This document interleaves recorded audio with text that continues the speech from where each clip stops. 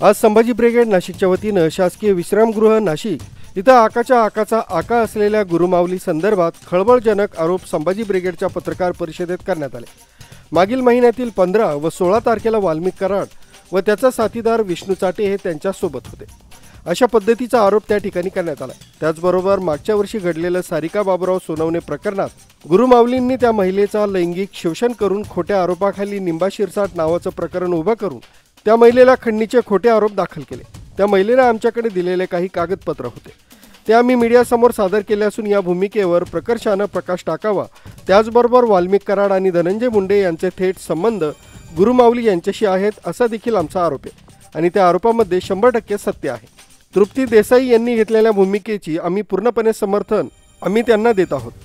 गुरुमाऊली धनंजय मुंडे आणि वाल्मिक कराड यांचे लागे बांधे आहेत। सारिका सोनवणे यांना सस्पेंड करण्यामध्ये देखील धनंजय मुंडे यांचा हातभार आहे, कारण त्या कृषी सहाय्यक होत्या।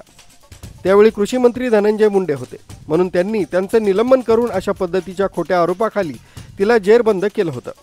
ती महिला आता नाशिकमधून गहाळ झाली, तिचा शोध पोलिसांनी घ्यावा किंवा गृहमंत्र्यांनी घ्यावा अशी मागणी याप्रसंगी व्यक्त करण्यात आली। त्याच पद्धतीनं गृहमंत्र्यांनी कोणाची दखल अंदाजी या केसमध्ये घेऊ नये। सरपंच संतोष देशमुख यांची निर्गुणपणे हत्या केलेल्या कराडच्या साथीदारांनी मिळून केली आहे। याच्यामध्ये कोणालाही न वगळता कायदेशीर कारवाई होणं अपेक्षित आहे। गृहमंत्र्यांवर आम्हाला विश्वास आहे की ते कोणालाही पाठीशी घालणार नाही। सुरेश धस मांडत असलेली भूमिका आणि तृप्ती देसाई यांनी घेतलेली भूमिका ही योग्य आहे आणि त्यांनी केलेले गुरुमाऊलींवरचे आरोप हे 100% सत्य आहे। त्यांच्या बाबतीत त्यांना कुठलीही मदत लागल्यास संभाजी ब्रिगेड त्यांच्या पाठीशी सक्षम उभी आहे आणि त्या महिला म्हणून जिजाऊ सावित्री रमाई अहिल्यामाई वारस म्हणून आता भूमिका मांडत आहे। आम्ही त्यांच्या मागे आहोत। आजच्या पत्रकार परिषदेच्या निमित्तानं गुरुमाऊलींवर आम्ही केलेले आरोप हे 100% सत्य असून आमच्याकडे ती महिला 3 ऑक्टोबर 2023 रोजी आली होती। तिनं आम्हाला या सगळ्या घटना सांगितल्या होत्या। त्यानंतर तिनं काही कागदपत्र देखील आम्हाला दिलेले होते। पंचवटी पोलीस स्टेशनचे PI अनिल शिंदे यांच्याकडे तिने फिर्याद नोंदवलेली असताना 24 तासाच्या आत गुन्हा दाखल झाला नाही। त्यानंतर निंबा शिरसाट नावाचं प्रकरण समोर आलं आणि गुरुमाऊली हे आरोपींना सावली देण्याचं काम करतात असा देखील आरोप आहे। विष्णू चाटे, वाल्मिक कराड आणि त्याचा साथीदार असलेला तो कृष्णा आंधळे आणि धनंजय मुंडे यांचा राजीनामा त्या ठिकाणी घ्यावा आणि आरोपींवर कठोर कारवाई करावी। त्यासोबतच आरोपी गुरुमाऊलीला देखील अटक करावी अशी प्रामुख्याने मागणी संभाजी ब्रिगेडचे महानगर प्रमुख प्रफुल्ल वाघ यांच्याकडून करण्यात आली। सस्नेह जय जिजाऊ। आज संभाजी ब्रिगेड नाशिकच्या वतीने शासकीय विश्रामगृहामध्ये जी पत्रकार परिषद आयोजित केली होती, त्यामध्ये प्रामुख्याने 2 विषय होते। एक म्हणजे 15-16 डिसेंबरला मुक्कामी असलेला वाल्मिक कराड गुरुमाऊलींच्या आश्रमामध्ये आणि त्याच्या आधी 1 वर्ष आधी घडलेली घटना सारिका बाबूराव सोनवणे, या दोन्ही प्रकरणाची सखोल चौकशी व्हावी याकरता आम्ही पत्रकार परिषद आयोजित केली होती। हा एक भाग।